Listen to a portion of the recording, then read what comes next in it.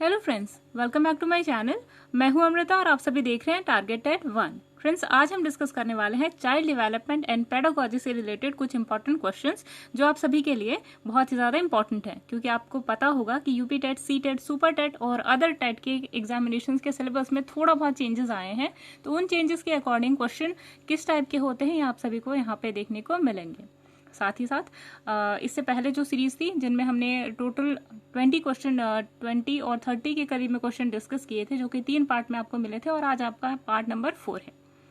और यहाँ पे आप जितने भी क्वेश्चन देखेंगे उनके पीछे छुपे हुए कॉन्सेप्ट को भी हम यहाँ पे समझेंगे, जिससे आप अदर क्वेश्चन को भी सॉल्व कर सकें।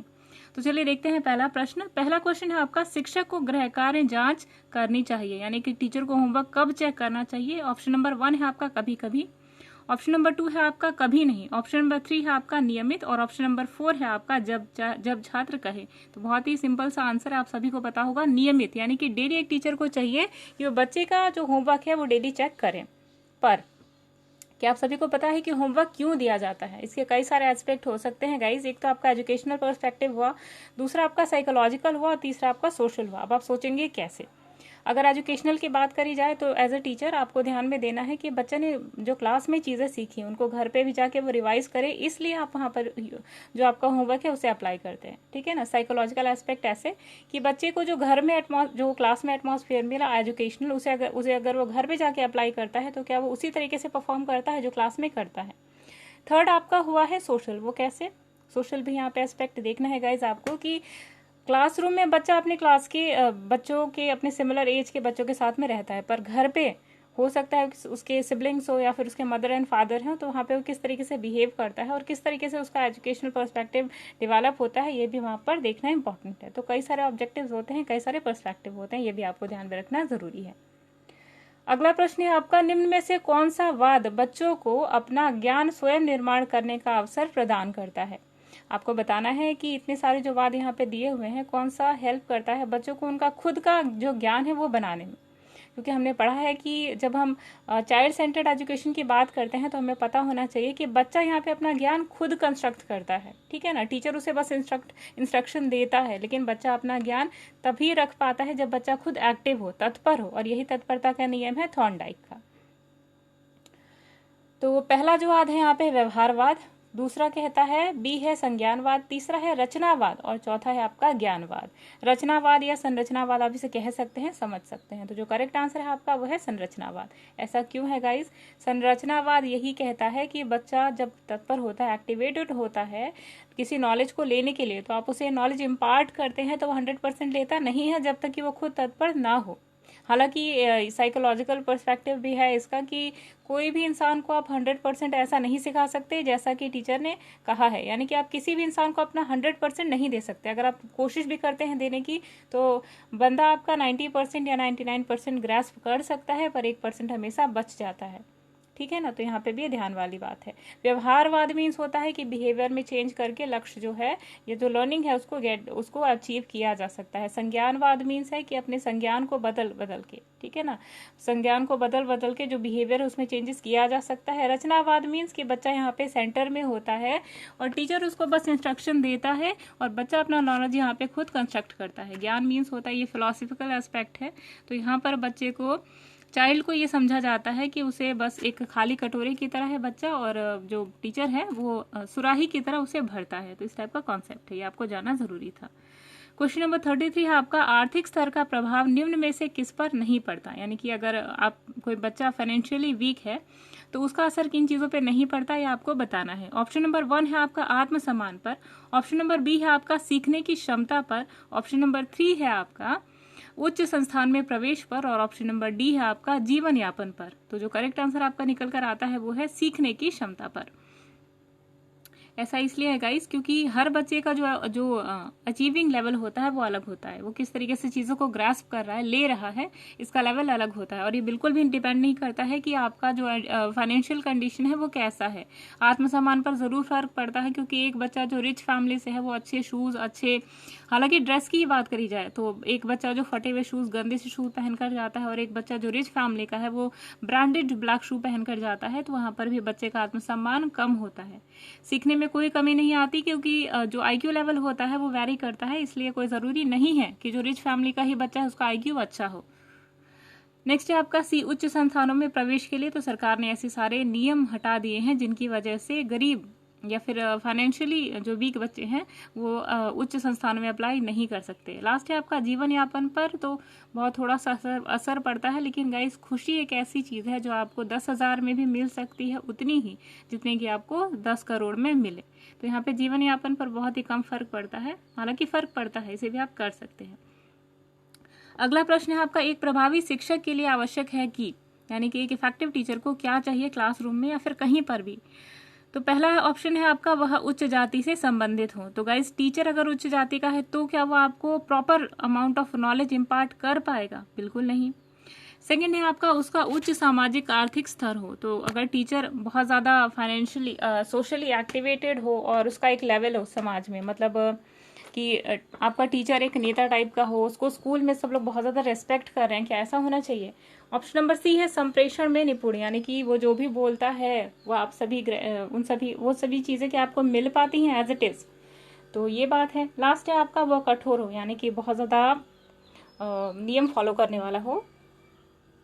और कई कई बार ऐसा होता है गाइस कि टीचर स्ट्रिक्ट मीन्स होता है कि in the sense of discipline, in that sense of education, तो कई सारे एस्पेक्ट होते हैं। तो कठोर मीन्स व्हाट यहाँ पे, यानी कि रूढ़िवादी, उसने जो डिसाइड करके रखा है कि इतना ही होना चाहिए, उससे थोड़ा भी लिबरल ना हो, तो क्या ऐसा होना चाहिए टीचर?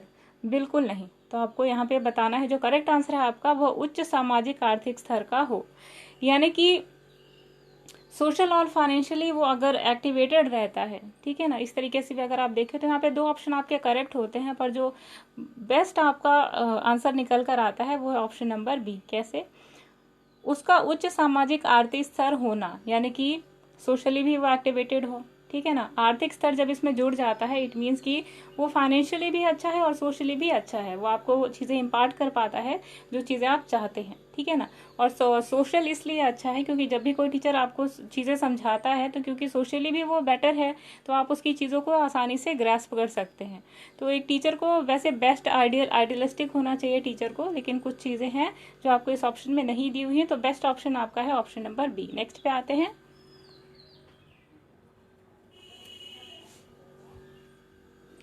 क्वेश्चन नंबर 35 है आपका, सीखने डैश आकलन कॉमा आकलन और अनुदेशन, यानी कि असेसमेंट एंड इंस्ट्रक्शन के बीच के डैश के दृढ़ीकरण द्वारा सीखने को प्रभावित करता है। आपको यहाँ पे बताना है कि ये जो डैश है, यानी जो फिलिंग सेंस में आपको क्या भरना है, जो डैश है ब्लैंक स्पेस उसमें आपको क्या भरना है। तो सीखने और आकलन से संबंधित है, अनुदेशन यानी कि इंस्ट्रक्शन से संबंधित है, तो आपको यहाँ पे क्या भरना है ये आपको बताना है।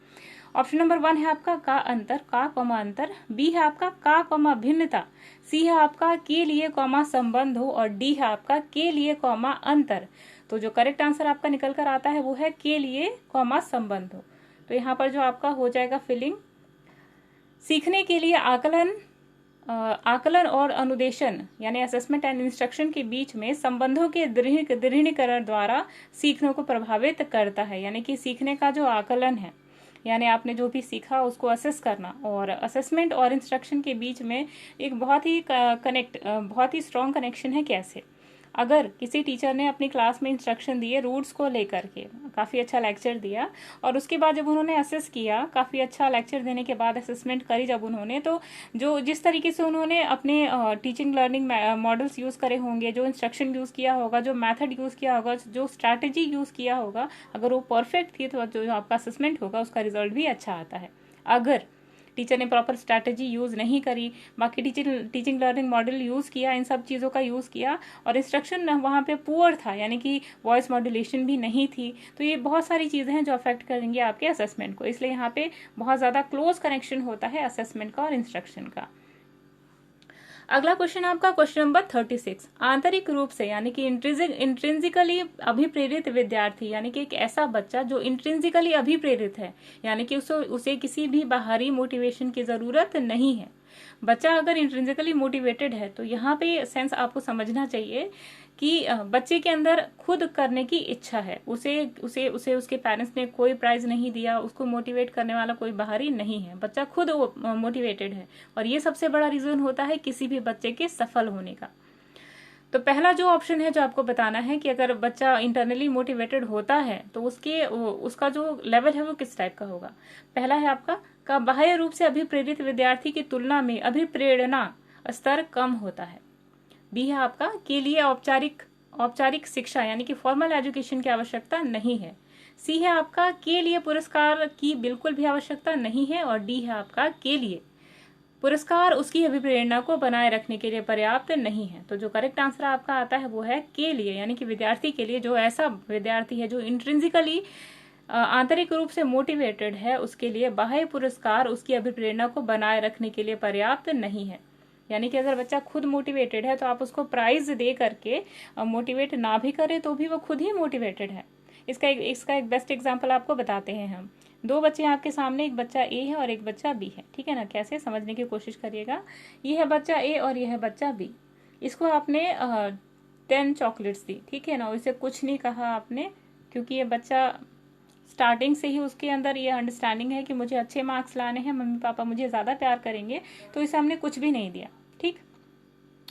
और यहाँ पे दोनों बच्चे, इस बच्चे को जब हमने 10 रुपए दे दिए तो ये जो आपका बच्चा हुआ, क्योंकि इसे बाहर से मोटिवेशन मिल रहा है, तो इसलिए आपका ये बच्चा जो है वो एक्सट्रिंसिकली मोटिवेटेड है, यानी बाह्य रूप से अभिप्रेरित है। लेकिन ये जो बच्चा बी है आपका, ये इंट्रिंसिकली मोटिवेटेड है। तो ये होता है बाहरी और इनर, यानी कि एक्सट्रिंसिक और इंट्रिंसिक मोटिवेशन में डिफरेंस। आई होप आपको क्लियर हुआ होगा। नेक्स्ट पे आते हैं गाइस क्वेश्चन नंबर 37 पे। उपलब्धि अभिप्रेरणा है, यानी कि जो उपलब्धि अभिप्रेरणा है उसका अर्थ क्या होता है। ऑप्शन में से जो सबसे ज्यादा रेलेवेंट है वो आपको बताना है। ऑप्शन नंबर 1 है आपका सफलता व असफलता को समान रूप से स्वीकारने की तत्परता, यानी कि अगर आप सफल हुए तो भी, असफल हुए तो भी, तो आपको उसको रेडिली एक्सेप्ट करना है कि हाँ, अगर मैं असफल हुआ हूं तो मेरी वजह से, नहीं असफल हुआ हूं तो भी इसमें मेरा ही हाथ है। ऑप्शन नंबर बी है आपका बिना विचारे जल्दबाजी में कार्य करने की प्रवृत्ति, यानी अगर आपने विचार नहीं किया और कोई भी काम जल्दी से कर डाला है तो उस टाइम आपके अंदर जो प्रवृत्ति है क्या वो है। ऑप्शन नंबर सी है आपका चुनौतीपूर्ण कार्य करने में डटे रहने की प्रवृत्ति। ऑप्शन नंबर डी है आपका असफलता से बचे रहने की प्रवृत्ति। तो जो करेक्ट आंसर आपका निकल कर आता है वो ये है चुनौतीपूर्ण कार्य करने में डटे रहने की प्रवृत्ति, यानी कि जो उपलब्धि अभिप्रेरणा है वो कंडीशन होती है जब आपको कई सारे अलग अलग कार्य दिए जाते हैं चुनौतीपूर्ण, रिस्की, और वहां पर आप बिना डरे मोटिवेटेड होकर आगे बढ़ते रहते हैं। आप उन चुनौतियों को एक्सेप्ट करते हैं और आगे बढ़ते हैं। आपको उन चैलेंजेस को रुकावटें न मानकर अपने लिए इम्प्रूवमेंट का एक मौका समझना है और आगे बढ़ना है। यही होता है आपका अभिप्रेरणा उपलब्धि। अगला प्रश्न है आपका अधिगमकर्ता का स्वनियमन यानी कि सेल्फ रेगुलेशन ऑफ लर्नर्स का क्या अर्थ होता है। गाइस ये बहुत इंपॉर्टेंट क्वेश्चन है और आपके एग्जाम के पर्पसेस से भी इंपॉर्टेंट है, इसलिए आपको ध्यान में रखना है। सेल्फ रेगुलेशन का क्या अर्थ होता है। कोई भी बच्चा अगर खुद को रेगुलेट कर रहा है, सेल्फ रेगुलेट कर रहा है एक बच्चा, तो उसका क्या मतलब होता है। ऑप्शन नंबर 1 है आपका विद्यार्थी निकाय द्वारा बनाए गए नियम एवं विनिमय, यानी कि बच्चा जो नियम खुद से बनाता है और उसको फॉलो करता है, ये। ऑप्शन नंबर बी है विद्यार्थियों के व्यवहार के लिए विनिमय का निर्माण करना, यानी कि उसके जो व्यवहार में जो चेंजेस आ रहे हैं या जो रूल्स आ रहे हैं उनको निर्माण करना। थर्ड है स्व अनुशासन एवं नियंत्रण, यानी कि self discipline and control. Last है आपका अपने सीखने का स्वयं अनुवीक्षण करने की योग्यता, यानी कि हमने जो सीखा है उसको टेस्ट करना, असेस करने की जो एबिलिटी है, कैपेबिलिटी है, क्या वो कहलाती है। तो जो करेक्ट आंसर है आपका वो है अपने सीखने का स्वयं अनुवीक्षण करने की योग्यता, यानी कि सेल्फ रेगुलेशन मीन्स व्हाट, हमने जो भी सीखा है अपने बिहेवियर में लेकर आए हैं उसको खुद चेक करने की जो एबिलिटी है वही कहलाती है सेल्फ रेगुलेशन। इसका एक बहुत अच्छा एग्जांपल आप देख सकते हैं। आपने अगर क्लास में कोई कॉन्सेप्ट पढ़ा, आपके टीचर ने आपको पढ़ाया फोटोसिंथेसिस, तो अगर आप घर पे जाकर जब होमवर्क करते हैं और वहां पर आपने देखा कि सारे क्वेश्चन आप इजीली सॉल्व कर जाते हैं, तो वहां पर आपने खुद को असेस किया और यही है आपका सेल्फ रेगुलेशन। नेक्स्ट क्वेश्चन आपका क्वेश्चन नंबर 39, मैडम चाय खाती हैं वाक्य।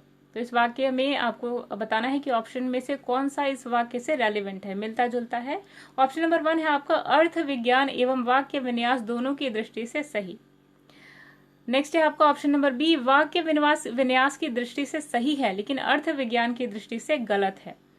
थर्ड है आपका अर्थ विज्ञान एवं वाक्य विन्यास दोनों की दृष्टि से सही है। और लास्ट है आपका अर्थ विज्ञान की दृष्टि से सही है लेकिन वाक्य विन्यास की दृष्टि से गलत है।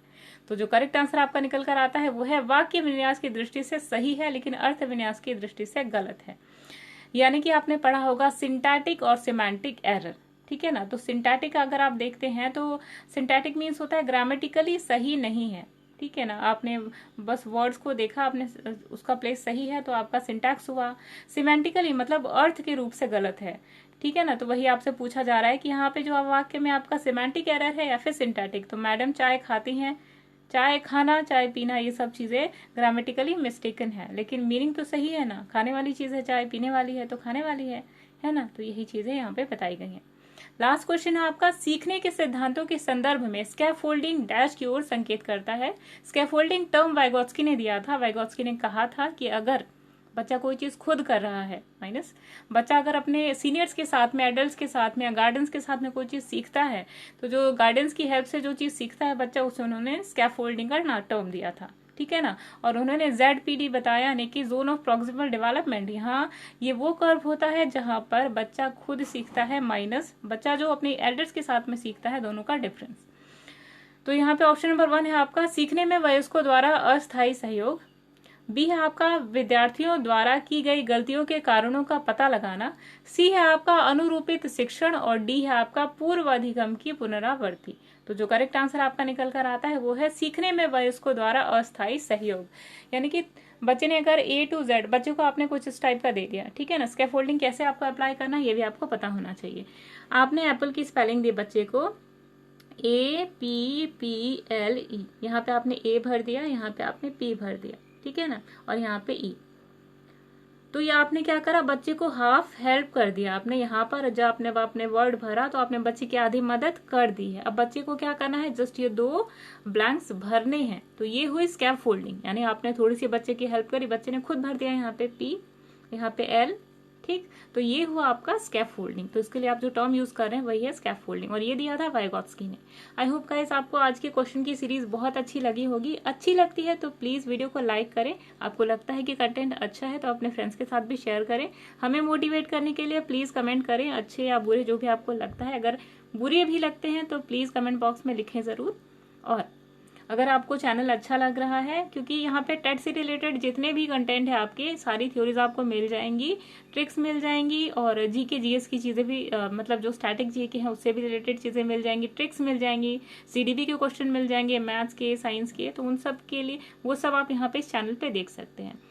तो प्लीज अगर चैनल अच्छा लग रहा है तो लाइक करें, सब्सक्राइब करें हमारे चैनल को, और शेयर करें अपने दोस्तों के साथ में। चलिए मिलते हैं कुछ और कॉन्सेप्चुअल वीडियोस के साथ नेक्स्ट वीडियो में। तब तक के लिए अमृता को दीजिए इजाजत। Bye bye.